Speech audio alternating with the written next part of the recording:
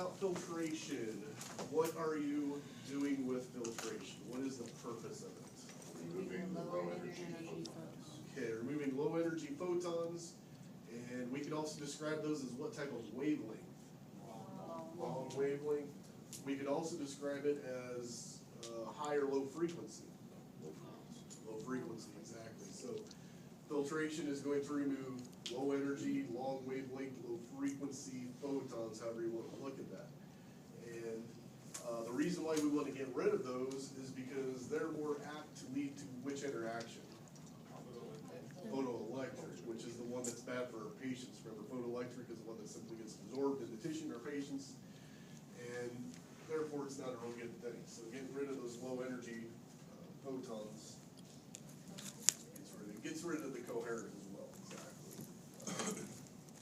That was also true.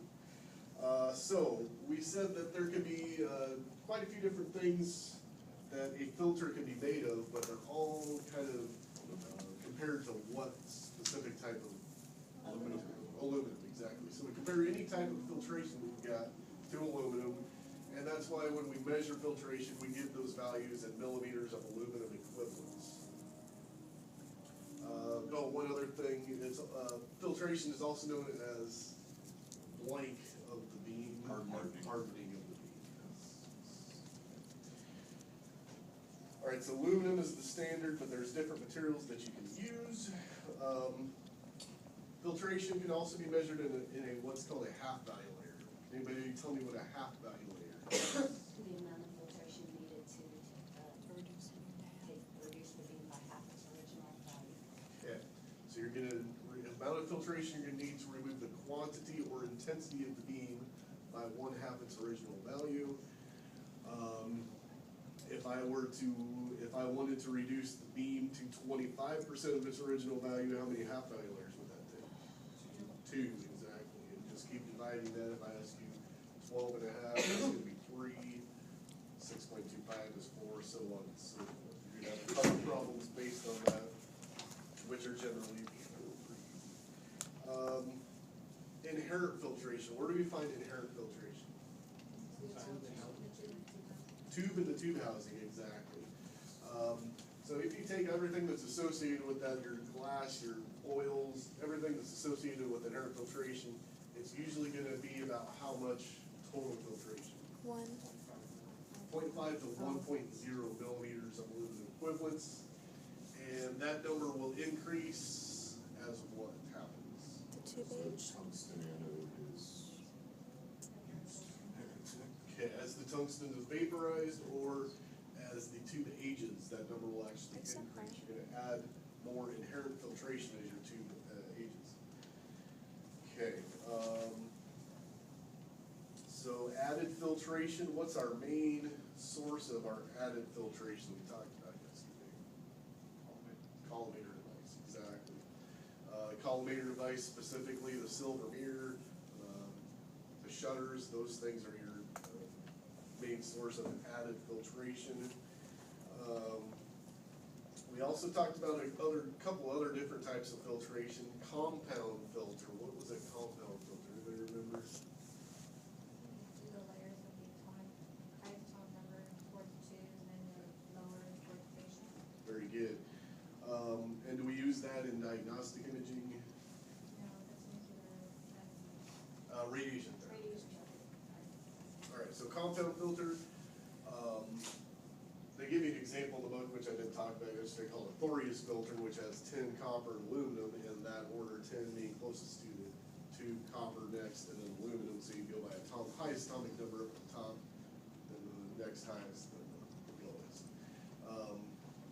And what, I guess last question about that, what are you trying to accomplish with a compound filter exactly? How far the photon actually goes into the material to the patient. Definitely on the right track there. So what you're trying to do is you're trying to control the penetrability of it, correct? By giving yourself a more homogeneous or unified energetic beam, I guess you could say, so that you, instead of having all these different energy levels, that hopefully you have pretty close to one consistent energy level. And how you're gonna accomplish that is by using a compound filter to get rid of pretty much everything except the really high energy X-ray photons.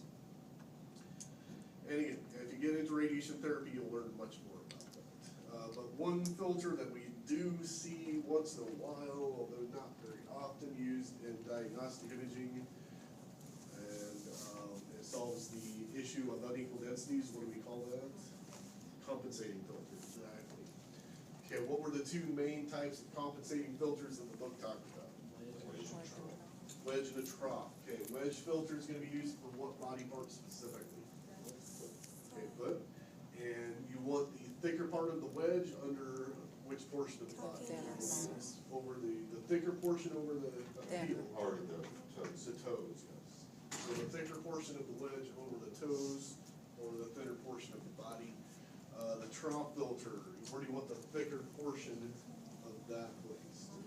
Over the lung fields, exactly. All right, total filtration, we said that was the sum of inherent plus added. Does that include compensating or compound filters? No. It only includes everything that we use for every exam, which is gonna be obviously anything in our X-ray tube and our tube housing and our collimator device. You'll never take the collimator off of the X-ray tube before you take an X-ray tube. That's included as total filtration. Any X-ray tube that operates over 70 kVp must have a minimum of what total filtration? 2.5 for anything that operates over 70 kVp. So in order to meet that standard, obviously your collimator device and your inherent filtration probably aren't going to be enough. How do you meet that standard? Okay, by adding little sheets of aluminum. And where are those placed at? Be below the tube port, in between the tube port and the collimator device. You say over 70 kVp is 2.5 millimeters.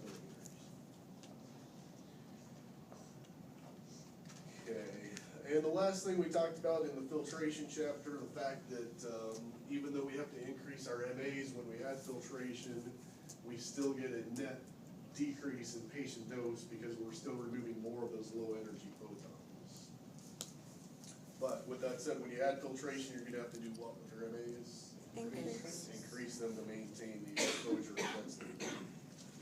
Okay, let's, since we only get about 10-12 minutes here, let me go back to what I feel is one of the more important chapters that we start on Friday and review things from there. Chapter 12, the interactions that take place in the body. Okay. All right, first of all, we said there's 5 total interactions, but only 2 of them are really relevant or significant to us in diagnostic imaging. Which 2 were those? Compton and photoelectric, exactly. So when you look at an X-ray image, in other words, there's really 3 things that could have possibly happened that formed your image. Either 1, the X-ray photons went straight for your patient and reached the image receptor with no interaction. 2, they were absorbed and underwent a photoelectric interaction. Or 3, they were scattered by a Compton interaction. So which ones actually make up the image? Now they're attenuated, those are the attenuated photons, right? The ones that lose energy